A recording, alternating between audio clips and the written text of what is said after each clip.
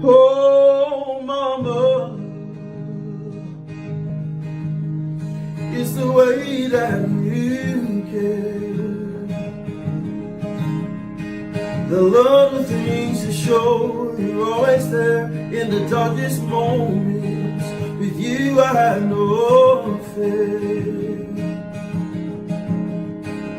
Oh, mama.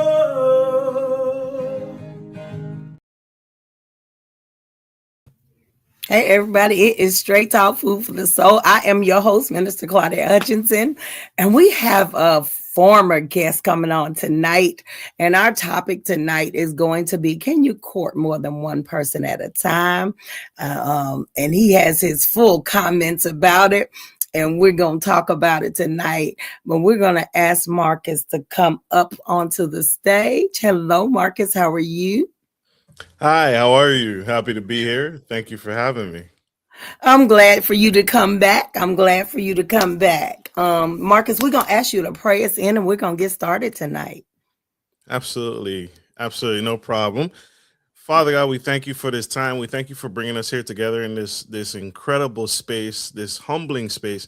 We want to show glory and honor to you and protect us, Father God. We need you. We need you now more than ever during this time, during this season of turmoil across seas, locally, and in our homes, our family and friends near and far. We pray for your continued guidance, your continued love, your continued heavenly mercies as we move forward and progress into the foreseeable future that only you know what's to come. We pray in Jesus' heavenly name. Keep us safe. Keep our families and friends safe. In Jesus' heavenly name, amen.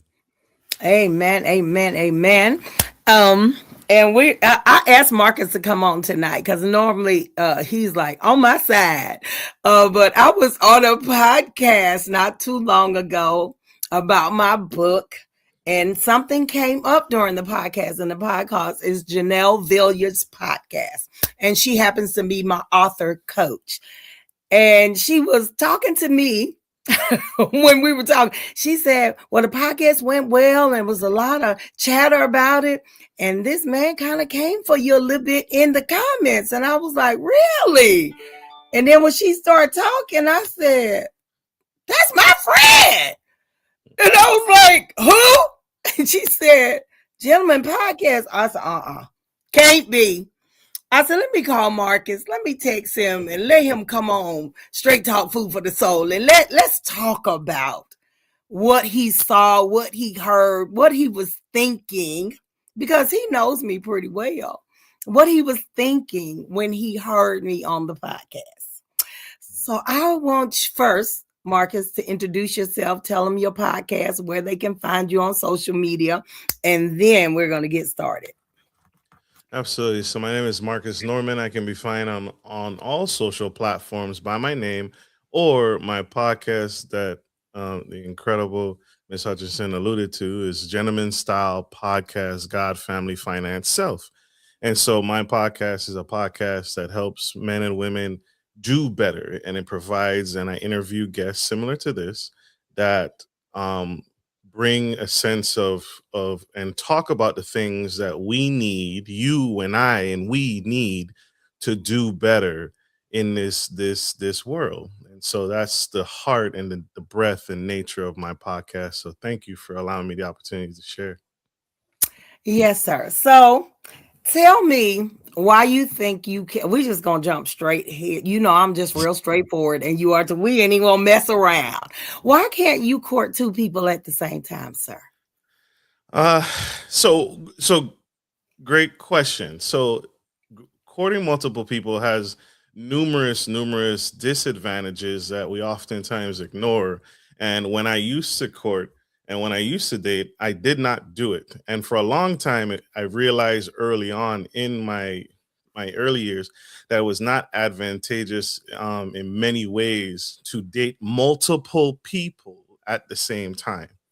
And several different reasons. One, it creates fake options, right? Instead of real, genuine connections. Because if we're going to do something that's truly important, if you hold the institution of marriage at the highest peak, one of the most significant things you can do in your life is marry and connect yourself to someone Why would you give yourself the delusion of fake options that you have when really and truly it requires focus, right? Anything in life that's significant to you and matters to you a great deal requires focus. And when we date multiple people, we create this, we distract ourselves, and distractions don't don't lead to anything good, right? We're not designed, the brain is not designed to multitask at that high degree and that high level. So that's one reason. It trains the brain to be distracted and not devoted. You lessen the ability to focus on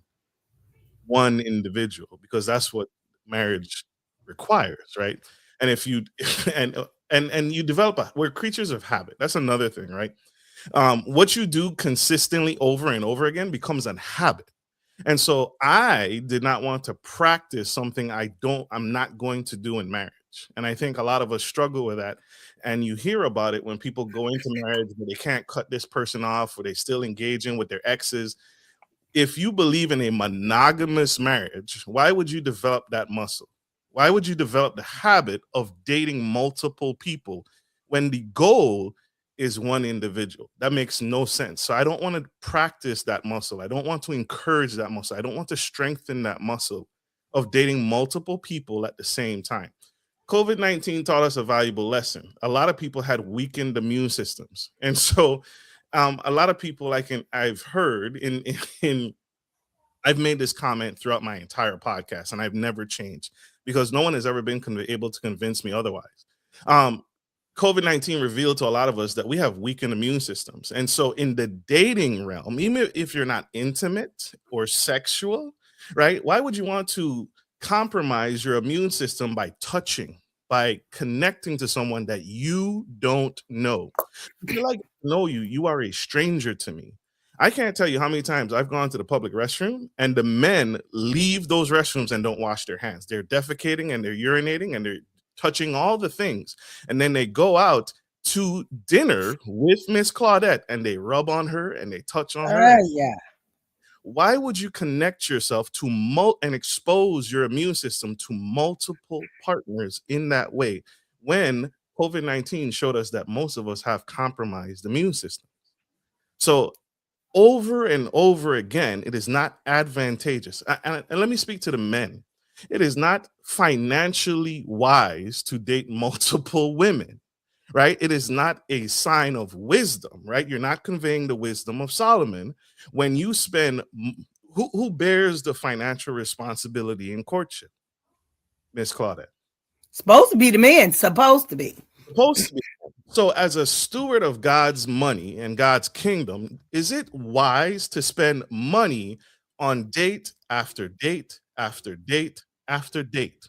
Monday, Tuesday, when, and irregardless of what amount hits your bank account or how much six-figure earner, it is not, you are not conveying wisdom by spending unwisely on so many different women to do what? To gain what? That's not the wisdom of God. That's not the wisdom that He's put in my heart. And any woman that sees a man going on multiple dates is not conveying a strong mind and a wise counsel. That's not wise. If you do that with women and partners, you're going to do that in life, and you're going to do that with your household. You're going to spend fraudulently and unwisely throughout the course of that relationship. So you're already at a bad start. It makes accountability optional. Dating multiple partners, again, gives the delusion of, hey, I have options. And so when you're dating several people, you don't have to confront your own flaws when one partner holds you accountable, because you can simply just bounce to the next person who doesn't challenge you. And it turns dating into a marketplace instead of an actual relationship. And so it's so compounded, and it's so many reasons I can give to anyone watching. And when I saw your interview, I enjoyed your interview overall. I enjoyed your interview. I love to see you succeeding. I love that you were talking about your book, but it is not I could go on for days about dating multiple people. And I'll speak to myself. When I dated, I went on more dates by focusing on one individual. And what I did was I got really good at knowing thyself, and I got really good at figuring out who was worth my time, because I took the time to know myself, and I was able to quickly infer if someone and I were a good fit. And so I think we have this impression that we're missing out, or I'm going to lose this person, or I'm not going to have this person if I don't date multiple person at the same time. I dated more than ever, but I focused on each individual one. Why? Because I focus intently on that individual. So I can quickly figure out within the first several phone calls if I am a good match for this young lady or this woman. So I don't need to spend weeks and weeks and weeks of courtship or months of courtship to get to know you. I can infer, and I have inferred in one phone call, that I am not the man for you, because I got really good at figuring out who I'm a match for and who I am not. And so I didn't need to spend countless time dating multiple people. I went on many dates and didn't need to date multiple people. You require focus, Miss Claudette. And anyone who's interested in you will give you their undivided attention. Because again, marriage, if the goal is marriage, a monogamous marriage, then I should be intently focused on learning you and getting to know you and getting to know how I can serve you and how I can move the kingdom of God forward with this woman. And I can't do that if my mind is scattered. I can't focus on you. I can't focus on the kids. And I believe, if I remember correctly, you have grown kids, but focus on you and get to know you. If I'm worried about tomorrow, or I'm worried about next week, or I'm worried about the next person. And now I have to remember what I told you versus what I told this other lady. And it removes that sense of focus. And you deserve focus, because marriage is significant. And so those are some points of why I don't encourage people to date multiple partners at the same time. Okay. All of that sounds, because I know you, all of that sounds amazing. And I believe what you're saying is true. And I've tried what you said was true. This particular time, which it hasn't been that long ago, I had been talking to this gentleman that lives in another city, FaceTime and all that good stuff, talking on the phone, keeping up with each other. And then there was a gentleman in the city where I live that I bumped into. And before I said something to the gentleman that was here in the city, I let him know that I have somebody else that I've been talking to. Very, very honest. And then I told the person from out of town, I was like, somebody asked me on a date. I wanted you to know. And I'm going. To be really honest, this person is a good person that lives out of town, but wasn't moving forward, hadn't made a plan to come to where I am. They work a lot. I'm going to say, not making an excuse, but the reason. So I wanted to hang out. I wanted to go to dinner. I wanted to go take walks. I wanted to have some fun. So I told both of them about each other. And up front, out the gate, I tell them there is not going to be any sex. We just going to say that. I just believe that's supposed to be in the confines of marriage. The intimacy, if we can't build that outside of the bedroom, it ain't going to be good in the bedroom. No way. So that was where I was. It didn't end badly, because the person that lived in my city was very honest and told me there was another person that he had been talking to. He told me about her, and I just told him, if there's any time you feel like you have more history with her. Just tell me. I was very open to it. We hung out for maybe about 4 months. And something, I was in church one Friday night, and something hit me in the middle of service, and I fell on my knees and I wept. I didn't even know why I was weeping. And that Saturday morning, he said, I got something to tell you. I said, well, just tell me. And he said, I have more history with her, and I think I want to continue a relationship with this person. I said, I bid you Godspeed. I said, you're an amazing person. I hope it works out for you. This other person, I told them about it. They still, to this day, still hanging in here, but still have not made their way to where I am. We're going to say that. So I didn't feel uncomfortable with the relationship. That you said, I wrote down, you said accountability creates fake options, distraction, train the brain not to be devoted, fractured habits, weakened relationships. I don't personally, I don't see myself in any of that. But, and I told my kids, my grandkids, they was like, Ma, he was talking about you like that. And I was like, everybody's got a right to their opinion.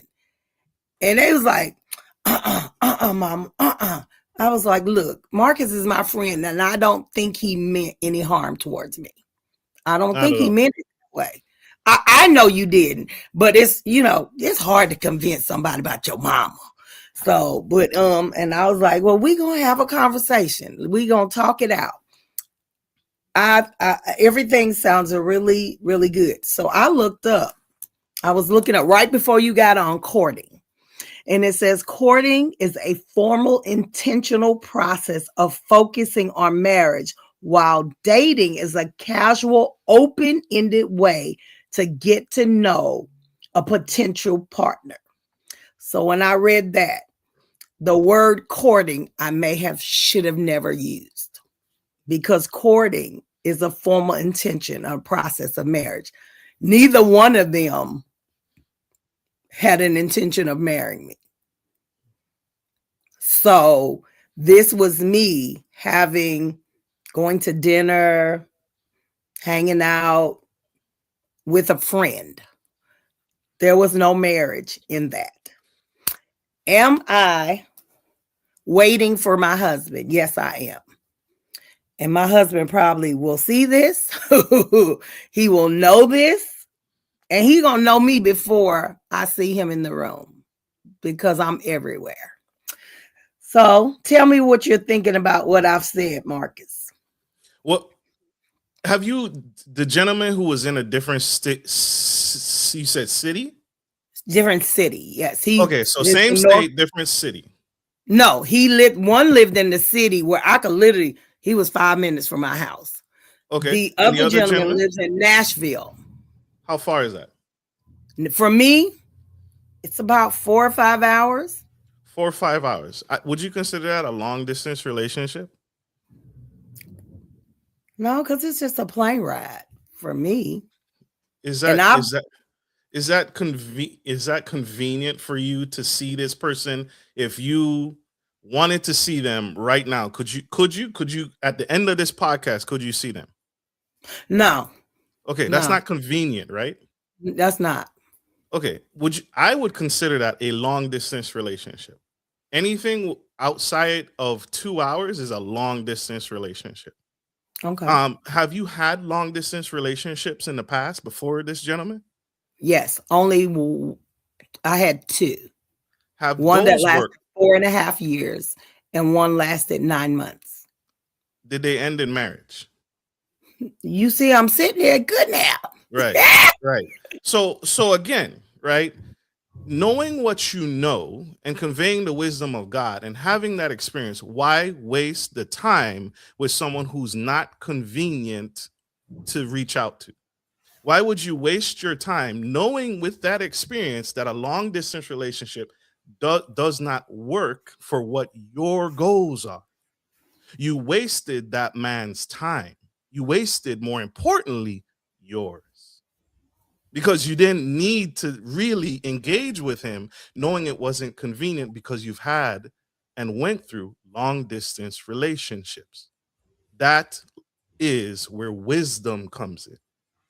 It is not convenient for him or you to waste each other's time. Meanwhile, the 4 months that went by, your husband, the man for you, could have been there.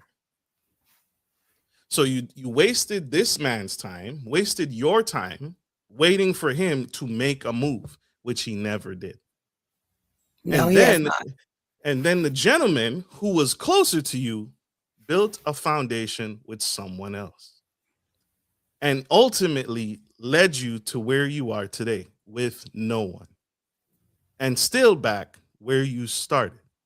But you could have quickly built the relationship with the man who was with you locally by using the brilliant brain that you have based off of wisdom and your experiences.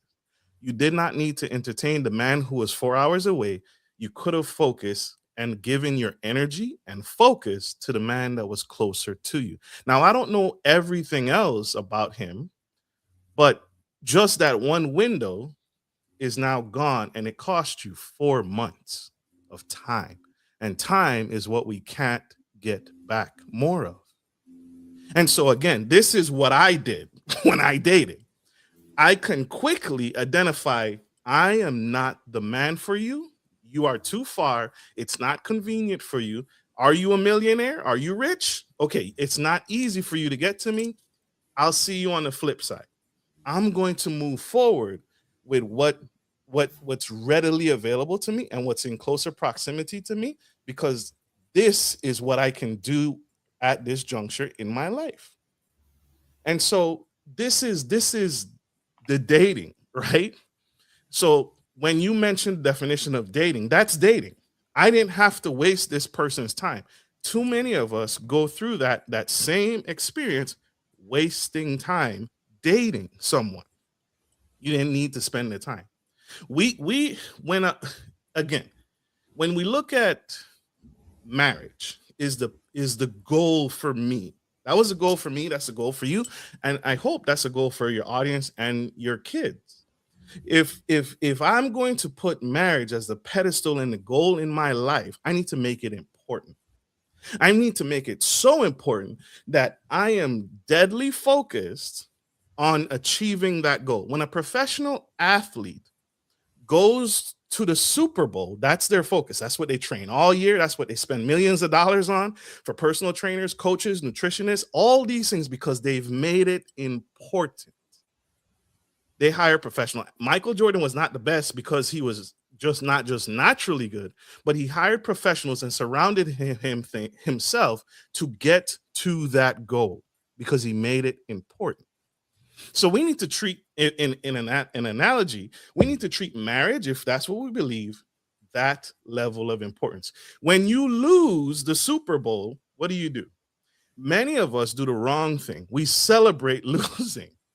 Many of us do the wrong thing. That guy, let me go out with my girlfriends. I'm not going to go to therapy. I'm not going to talk about the grieving process of that lost relationship, or my marriage ended in divorce, or I'm a widow because my husband died. Many of us do the wrong things in those moments. We don't learn the lesson from those processes, right? And so as we go through the dating, we need to fine tune that muscle.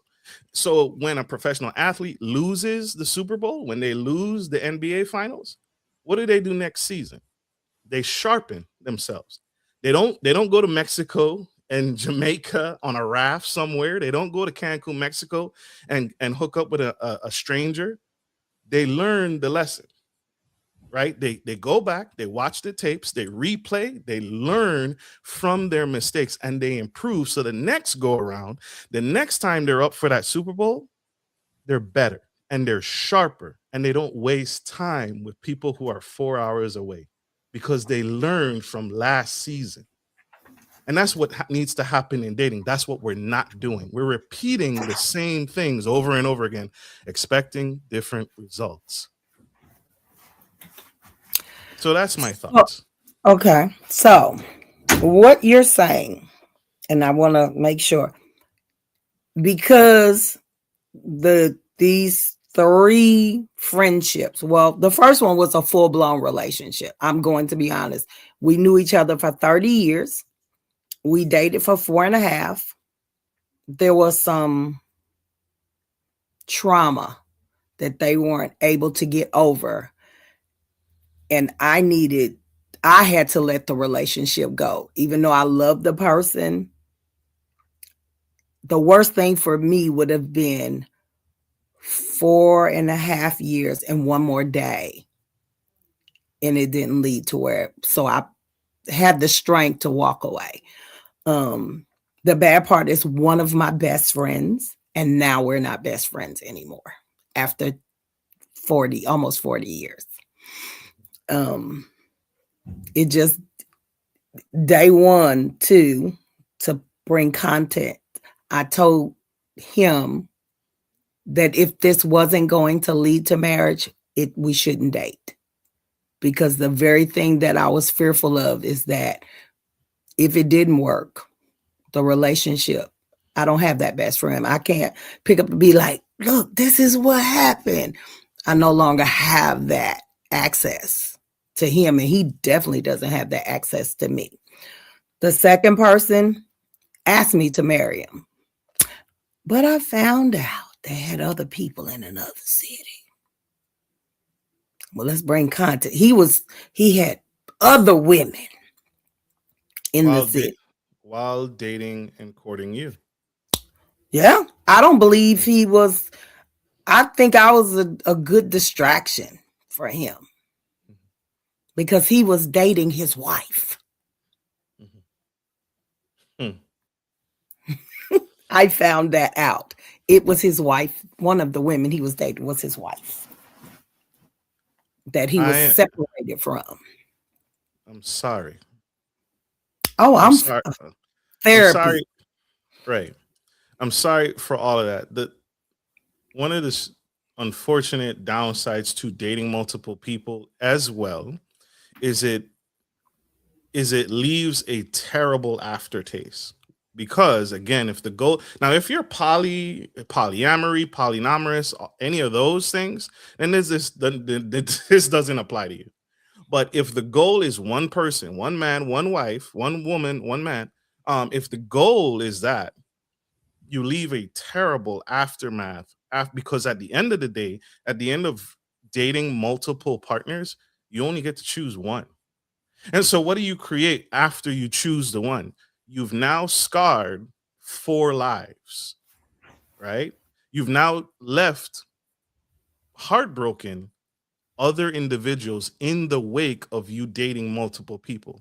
And so when I hear people complain about there's pee in the dating pool, there's doo-doo in the dating pool, there's not many good contenders and matches for me in the dating pool. Well, we are causing the pee that we're seeing. Because again, there are many men and women who date multiple partners. And again, you're only going to choose one.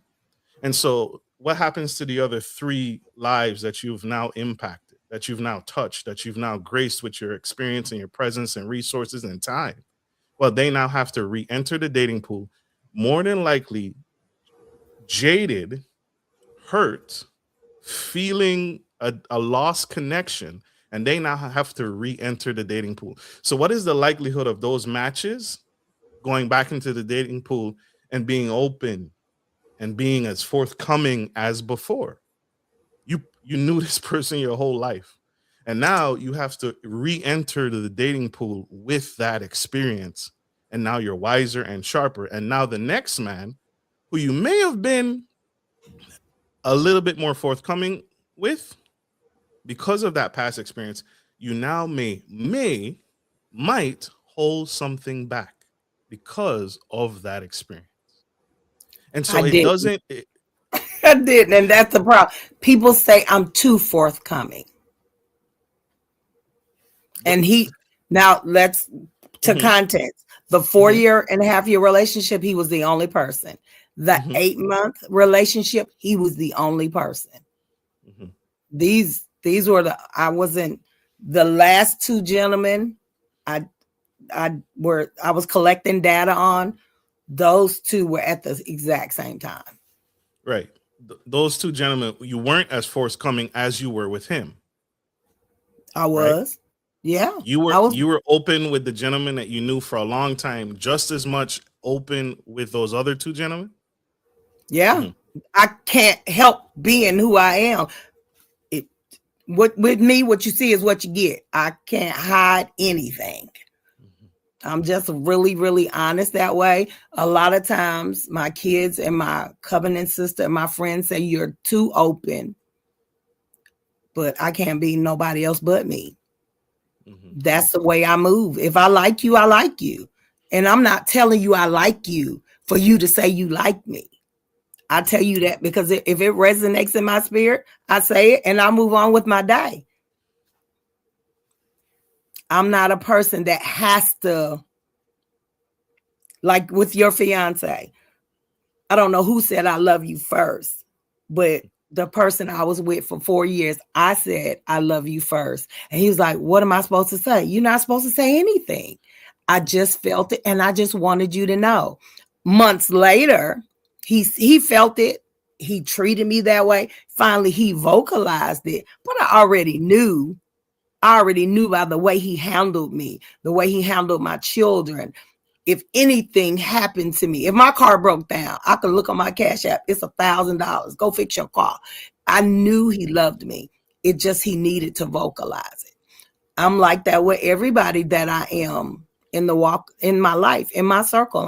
I'm like that all the time. So the person I was, that 4-month relationship, I'm like that. I was just as vocal, just as open, just as free thought. The whole shebang, that I am the same person all the time. Mm-hmm.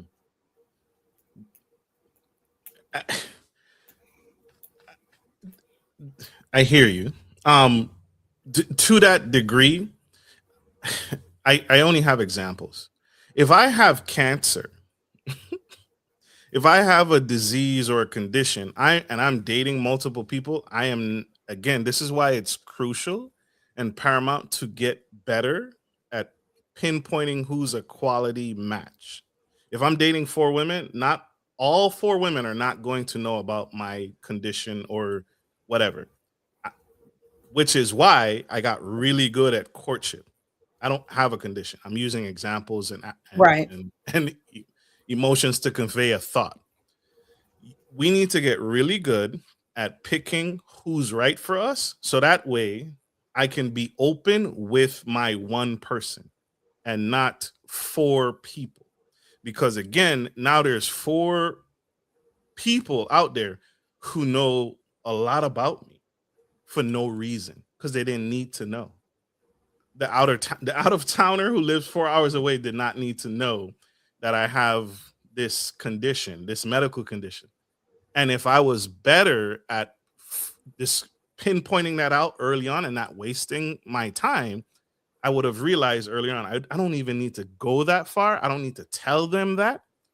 And so I take what you're saying and I reinforce it with, we got to get better at finding quality people and quickly identifying who's a match and who's not a match for us. So we don't have to date multiple people. That's where I want to get to, because I think that is more challenging for me. My picker has been off. A lot of our pickers are off. Most of our pickers are off. And I'm very honest about that. The 2 men that I was married to, I was married to one for 17 years and one for 10. Both men in the church, but they both were the same person, just a different face. So when you say quality match, tell us how you pick a quality match. Give us some. For me, let me be on your couch.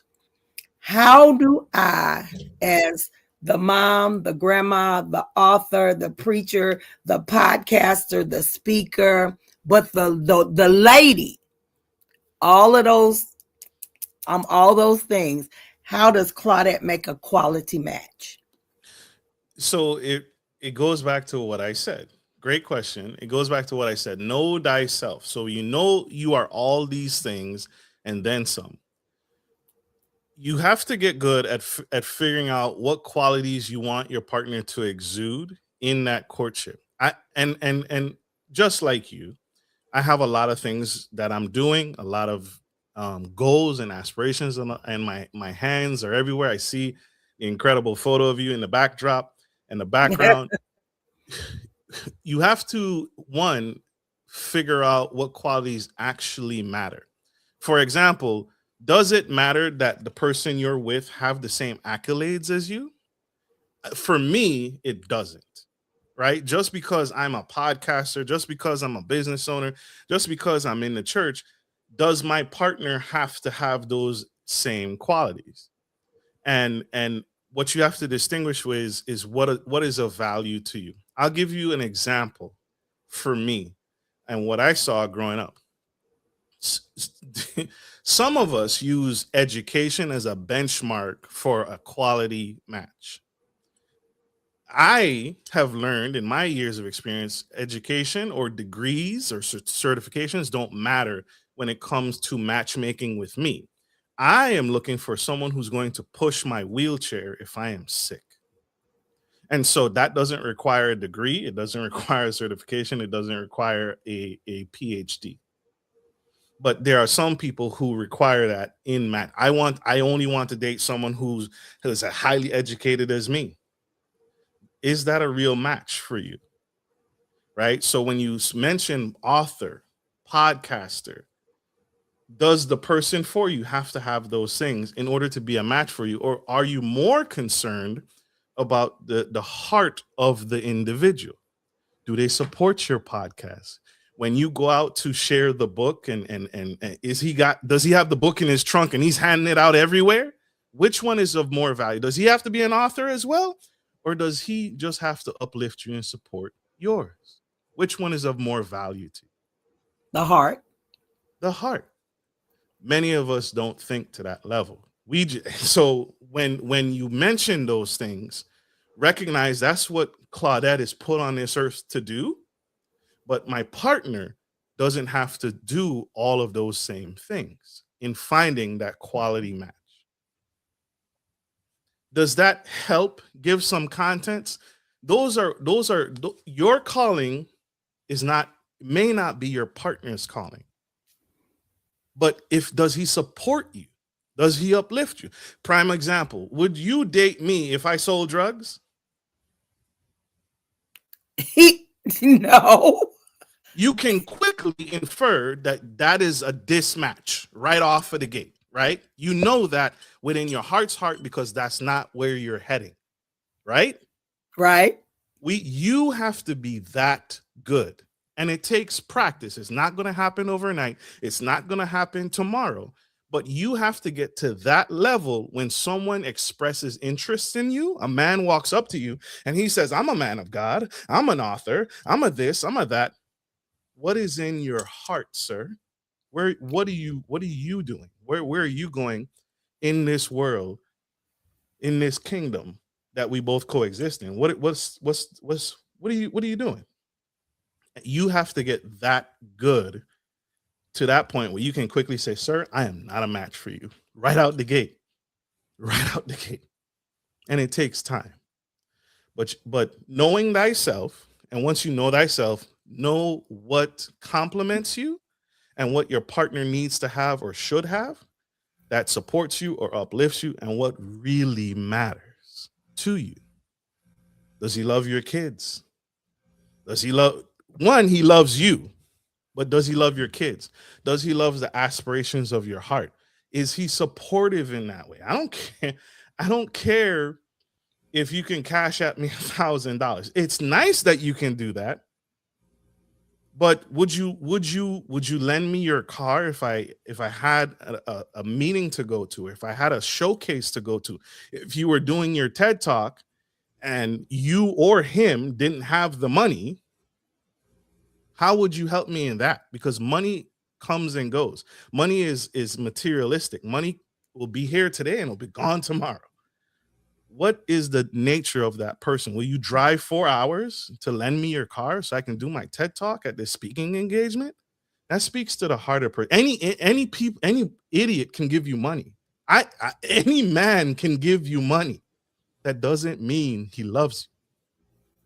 That's how women and men end up in domestic violent relationships, because he gave me money, so he must love me. And I'm not speaking about this man. Oh, because I know don't you this were. man. And I didn't take it that way. But there's a deeper value past money that we have to get good at recognizing. There's something beyond money that I have to figure out. And for me, and it sounds like you, I need to know what's in your heart. Past the $1,000. Would you break your back for me? Would you push my wheelchair when I was sick and hospitalized for a month? Would you be there? Would you die for me? Right? And maybe not out the gate, not off the bat. Right. But that's the love that Jesus Christ showed us. And because he knew us. He knew us. It sounds fantasious, right? It sounds like a fantasy. I guess it's frustrating to me because both of my husbands, I had a stroke with one. I had TIA with the other. Both of them took really good care of me. The gentleman that was my best friend, I was really sick. I had to have my gallbladder removed. He came to me, stayed with me, fed me, cooked me. He helped my children. All of these three gentlemen had those attributes for a time. It just wasn't, and I'm going to be really, really honest, it wasn't lasting. And I had to know that I never knew what love really looked like because my father never loved me. He wasn't in my life. He was in prison most of my life. And then my adopted dad, Bishop Robert Johnson, taught me how a man should love a woman. But that came in my 20s. So I already had built up this thing in my head. And it took a lot of therapy and unraveling. But when you say know thyself, I know myself now, but it took 2 divorces to get there.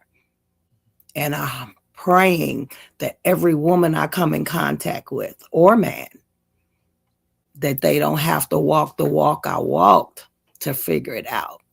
But now I'm here in this place, preparing and waiting for my husband, journaling him so he'll know what I've been doing while I've been waiting. And I think I'll know him when he comes in the room. But more importantly, I need him to know me when he comes in the room. And I haven't seen that yet.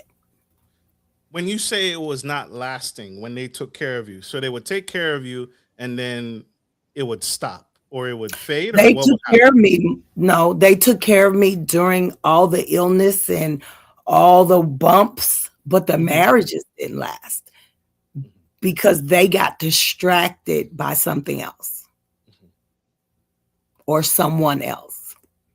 And for a long time, I thought it was something wrong with me. But that's where therapy came in. I had to find out that you can't make somebody choose you. So I had to really work that muscle of faith that God has put something in me and that I am lovable, because for a long time I didn't know I was lovable, but I now know that. But from molestation, 3 people molested me as a kid, and sometimes you feel like when that's happened, you have some kind of scent that a predator picks up. And I felt for many years that the predators that are around have smelled the scent on me. So that's something I'm Literally going back into therapy as of today. I called today because I feel that welling up in me that the predators that are around, they smell something. They smell that need or desire, that hunger that I have for marriage. And they're trying to use that. I'm not dumb enough to fall for it, but I just need to be careful in this season because it could kill the purpose in my life. It can. It can. I go back to thank you for sharing your heart. Thank you for sharing that with me and your followers and everyone. I truly appreciate you for going there with me. I am honored and humbled that you would even share that with me. So I appreciate you. I go back to the main thing I said. As you go through courtship and dating, you, if marriage is the goal and marriage is their goal, you deserve their undivided attention. You deserve their focus. When me and my fiance got together, I knew, she knew, we instantly cut everything off because we knew. We knew. I did not want to date anyone else. She did not want to date anyone else. And we made that clear from Jump Street because we both knew this right here, what we had, the connection we had, and what we were talking about in the conversations we were having very early on. We knew this requires my focus. And so you are deserving of that. And I think that's how we should all move. And we should not tolerate. When I discover, whether the person tells me or I find out on my own, when I used to discover that the person was being courted by the young lady I'm courting was being courted by multiple men, I immediately remove myself because I am worth your time and attention. And if you're dating multiple men, I don't need to be in that mix. I have more important things to do, and I am not competing for your attention. That is not what I'm doing because I am deadly focused for achieving my Super Bowl. And so I encourage anyone listening, you are worthy, Miss Claudette, you are worthy of someone's focus. It is, if you don't believe me, it is literally causing brain damage when you multitask. It hurts your brain. You cause physical damage to your brain cells. We're not designed to date multiple people. We're not designed to do this and do this and do this and do this. That's why CEOs of big companies, they delegate. They hire someone to do those things so I can just focus on one or two tasks. We're not designed for it. So marriage is the goal. Marriage requires my attention because that's the goal. Me are worthy of my full attention. And if you can't give it to me, buddy, move on. Move on quickly. Move on very quickly. And you'll find you'll go on more dates than ever before because you're focused and not scattered. You achieve more through focus. You do more. You accomplish more. You can't when you're distracted, you can't write a book very well, can you? Nope. Right? It requires focus because it's important. So take the same approach to dating. You'll find you'll make better connections. You'll make real in-depth connections with someone, and it'll be like a rocket ship when you like, oh, yeah, you're talking my language. Hey, I just want to let you know, Miss Claudette, I cut off everybody else. I want to see you tomorrow. What you doing tomorrow? That requires focus. Someone who's distracted couldn't do that. I always wonder what people do on Valentine's Day when they're entertaining multiple partners. What do you do on Valentine's Day? You spread them out. What do? I can't call you on Valentine's Day because you know what I mean? Like that's not focused. So that's what I can say. Again, I appreciate your heart, but that's what I can say. It requires focus. Marriage is a goal. It requires your undivided attention. Okay, let me ask a question to make, because I know. Say, for instance, I'm at a restaurant Mhm. on Tuesday. A gentleman comes up, you beautiful. Let me give you my number. That's Tuesday. On Thursday, this guy sees me at the grocery store. I love that gray hair. You cute. Let me have your number. Are you telling me I have not? How do you right then? Because you saying get quality match. I haven't had conversation with them yet. I don't know them. They just gave me a compliment, gave me a number. So from that point right then, tell me, what are you doing? Because I got 2 numbers within 2 days. How does the woman handle that? Mhm. So a woman who handles that, one, she's not going to take their number. She's going to give her number and let the guys call her. That's one. But you, in this case, you got 2 numbers. So is what I'm saying. I would talk to both of them, but I would ask very good questions. I'll give you an example of one of the I was questions about I to would ask. ask when I used to date. What is your relationship with your parents? What is your relationship with your mom and dad? Oh, and if I got the inclination that I hate my mom and dad, I hate my parents, I don't even talk to them, you are not, you're not. Now I would dig deeper and say, well, what's going on? What happened? Were your parents abusive? Were you molested? All those things. Because I want to hear how this train goes, how deep it goes. And I can infer if I'm a quality match for you based off of your relationship with your family. I'll give you one that was an immediate deal breaker for me when I used to date this young lady. I pay attention to your family genealogy. So this young lady and I are dating. She invites me to her house. I meet her aunt, her mother, and her siblings.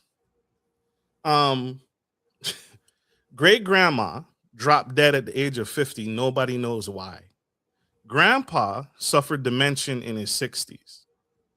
All her sister has has had 8 children. Only 3 of them are living. Mom has lost both functions of her kidneys, and is now today on dialysis. Her aunt has had numerous surgeries in the past year on her immune system and her esophagus and her digestive tract. Her other sister has had a most recent surgery, and her father has high blood pressure and other medical problems. In one sitting, I learned in this family genealogy that there is something going on with them deeply medical.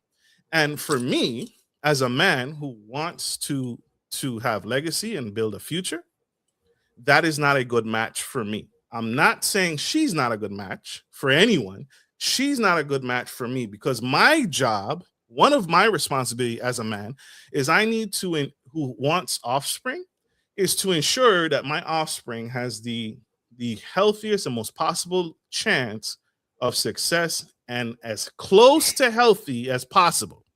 And so I did not waste that girl's time because there's a family ingrained in the family DNA of medical issues. Now, I'm not saying anyone has to be perfect, but for me, I don't need to waste this woman's time. I'm not perfect. I have medical stuff, but there is a history of medical in this girl's genealogy that I can't risk connecting myself with to have future offspring. I need my offspring to have the best chance possible.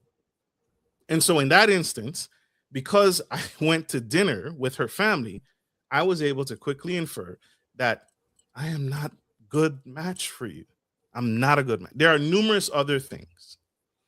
What Another is the thing that conversation though that you're having? Once you hear all this, how do Mhm. you break it to her? I just simply tell her I'm not a good match. I'm not a good match for you. I have no interest in moving forward or progressing in this relationship because I cannot give you what you're looking for. I can't give you what you're looking for. I have no intentions of giving you the lifestyle that you're looking for. Right? Her father worked was a high income earner, and I I have the potential to be a high income earner, but this lifestyle of in my inference, there's neglect. There's neglect medically in this family. The family, everyone in that household is over 300 pounds. Oh God. Okay. There's a neglect of medical necessity in this household. And I can't sign up for that. And so I opt out. And the benefit to opting out early is you still don't know me enough to where it hurts because a relationship and emotions didn't get involved. So I'm able to tell you this quickly and early before emotions set in, right? And so it doesn't hurt as bad because I told you within the first several dates or the first date.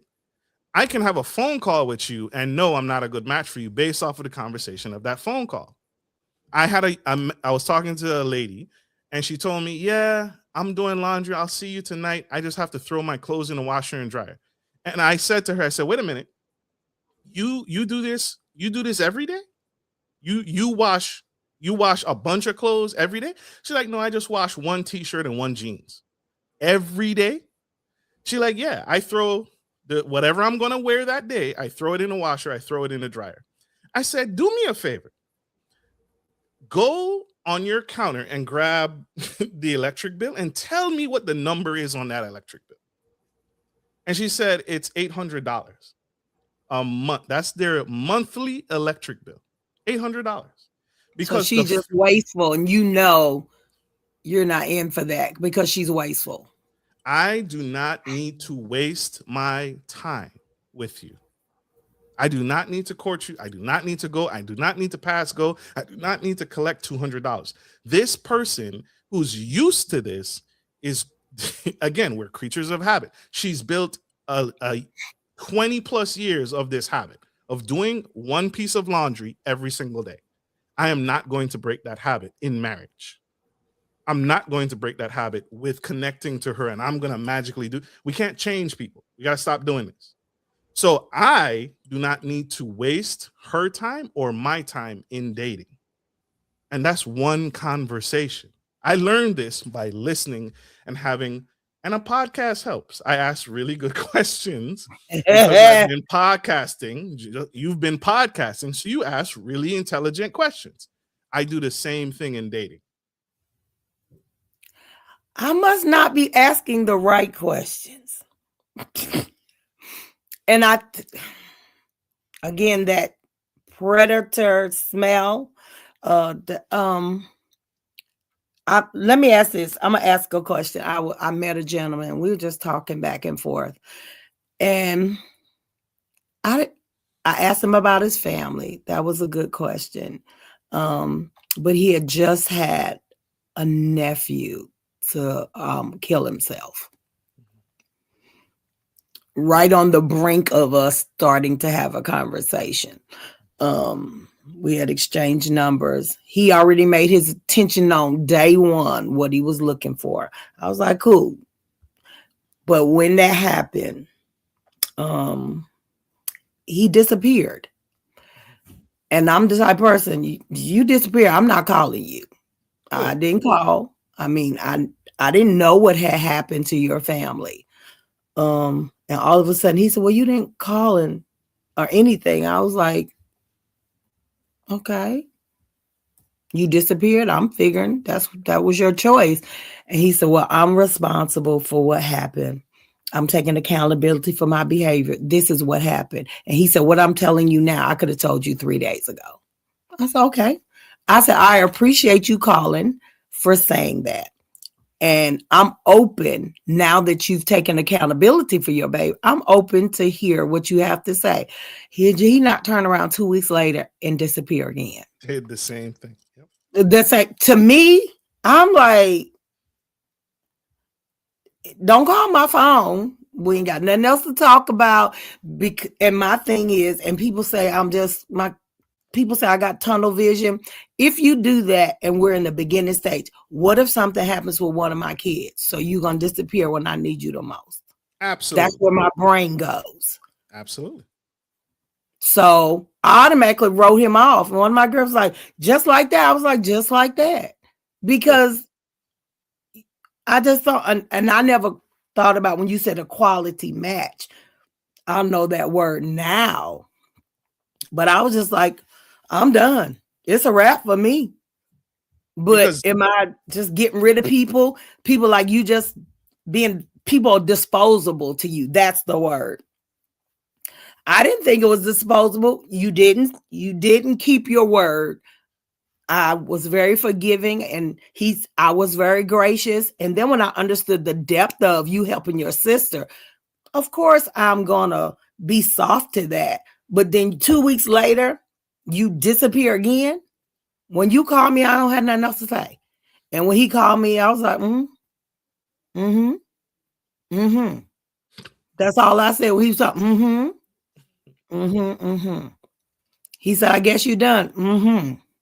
You can't dispose of something you never had. There you go.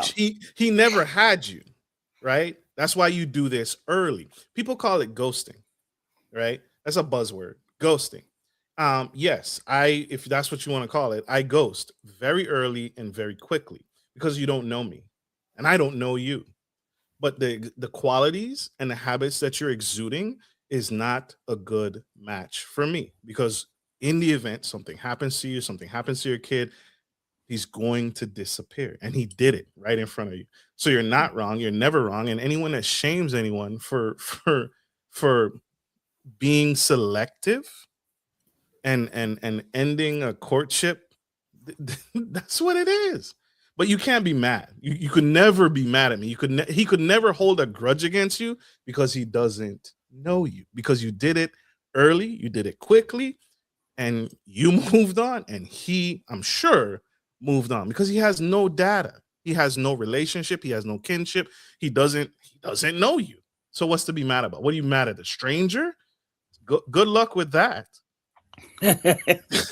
Be mad at someone you don't know.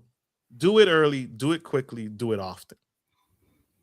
That's what gets you through the tunnel so you can get to the light at the end of the tunnel. I need to get through this pain. I need to get through these many. I come from sales. And so with direct sales and direct marketing, as you know, it's how many no's do I have to get to the yes. So that's all it is. It's numbers. But I need to quickly. Okay, no. What? You ghosted? Okay, no. You live 4 hours away? No. I need to get to as many no's so I can get to my yes down the aisle.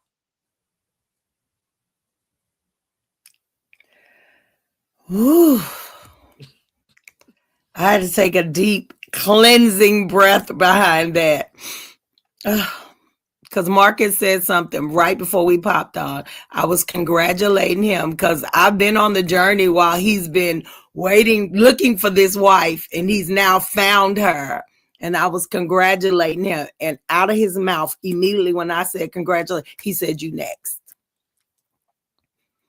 He said, you next. And I know he believes that for me. Because you want it. I know you want it. I need you to take it up a notch. I need you to make it more important. Your future depends on it. If you didn't have kids today, I would say that to you. Your kids' future depends on the decisions you make today. It's important. Make it important. Treat it like it's important. We've gotten away from making marriage and the institution of marriage this incredible thing.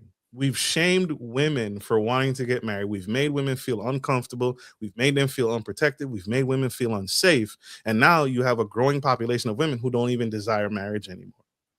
Oh, We got to that's get hard. back to that. We got to get back to it. So Okay, we got to make it question. important. Yeah. Question. For us women that say we're not going to have sex until marriage, and there's a lot of men that are not having it. I mean, a lot. And on top of that, then when they hear I'm a preacher, they be like, girl, and then I got 10 kids. They was like, girl, what of us women that really believe that that type of intimacy has to be in marriage? Where do we find the guys like you that are willing to wait? You find gentlemen like me, and this is the problem with society. There's not too many places anymore for men to display excellence and display the qualities that women are looking for. Right? Women do what they've always done. They've looked after one another. That's why you have girls trips, you have women conferences, you have all these things for institutions of marriage. But there's not too many places for men to display excellence and display those qualities. And so but what I tell women is, one, you need to travel, because the person that is for you may not be in your zip code. That's number one. The second thing I tell women is that you need to you will find your match doing the things you enjoy doing. You'll have a better quality of experience. If you like horseback riding, you're not going to meet your person at the club. Because that's not something, again, that's not something I intend to do when I'm married. That's not something I'm going to continue to do when I'm married. That's not a quality that I'm looking for. You will often connect with the person that's right for you doing the things you enjoy. So if ministry, authoring, public speaking, engaging, family events, family outings, you will connect with your person doing the same things that you enjoy doing. So do the things you enjoy and do more of it. And then thirdly, be open to a second coffee at times. Still, because sometimes, even when I was dating, sometimes I could be wrong. And so sometimes if I had a certain experience on a first date, number one, let me preface it like this. Number one, very few women have gone on first dates with me. Secondly, there's even less women that have gone on a second date with me. The women that I went on second dates with, I wanted to ensure what I experienced the first time was not just a glitch. Okay. And so be open to a second coffee, because people can have an off day. You can have a bad experience. Hey, my car broke down. I'm sorry I'm late to our date. Be open to a second coffee, right? Be open, be empathetic. Hey, I understand your car broke down. You were late to our first date. I'll give you a second opportunity to court me, or in this case, court you, Miss Claudette. So be open to a second coffee when logic enters the room. But beyond that, I'm using the second date to confirm what I experienced on the first date. If you don't call me the first, if you botch up the first date and you botch up the second date and you reconfirm what I felt on the first one, there won't be a third one. There won't be a phone call. There won't be anything else after that. So those are the three things. Meet your person doing the things that you enjoy, and you'll find you'll have better quality connections. There's very few spaces that men can exude excellence, so it's limited on where those places are, but you'll generally might find a better quality connection. You won't find your connection at a women's conference because there's no men there.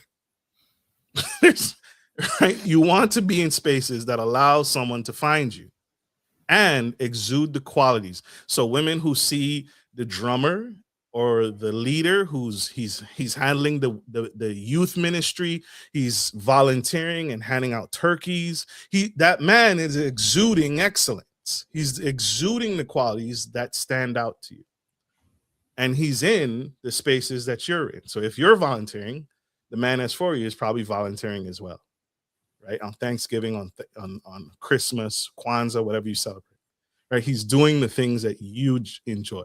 So do more of that.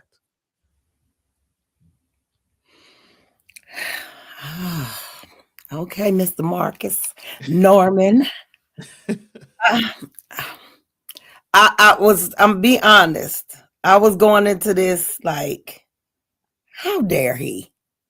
And then I sat back in my recliner today. I was like, Marcus is my friend.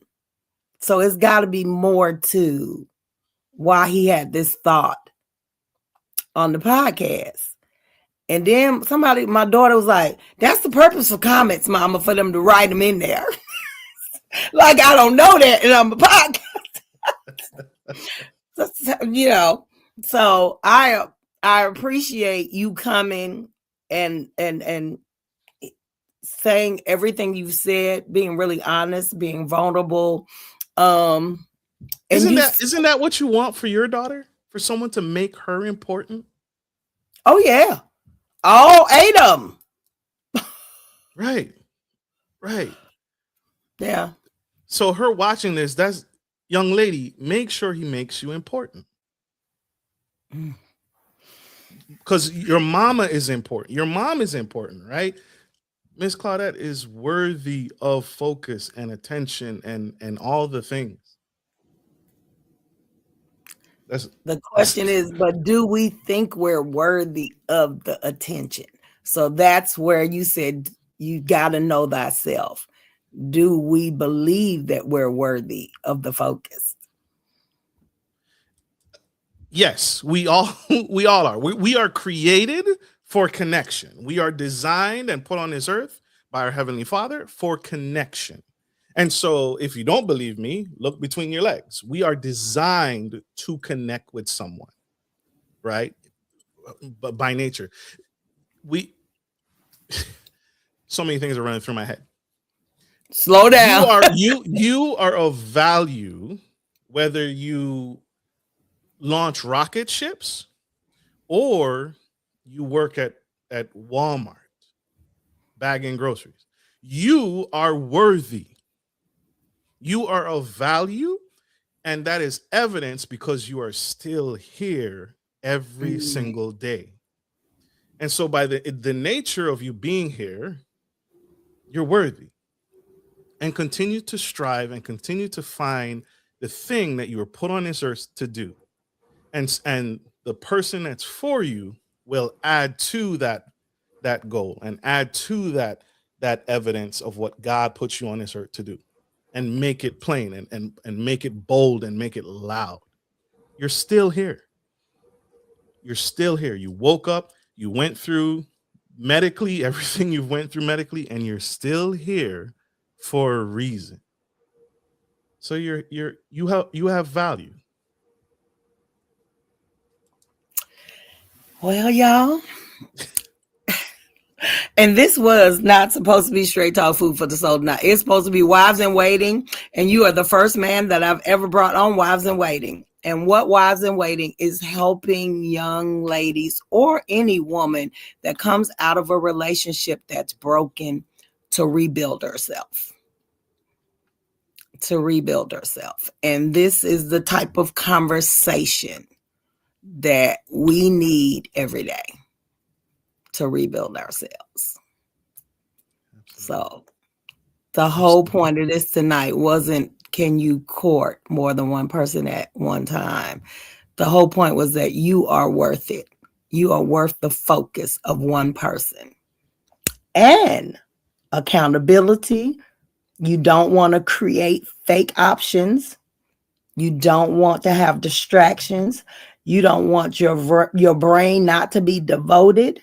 You don't want to have fractured habits, and you don't want to have weak relationships. I take really good notes. You do. And you want a quality match. I think the next time somebody approaches me, I'll be more laser focused. You told me I need to bring it up a notch. I take accountability for the fact that I was lingering right here and not at my highest level.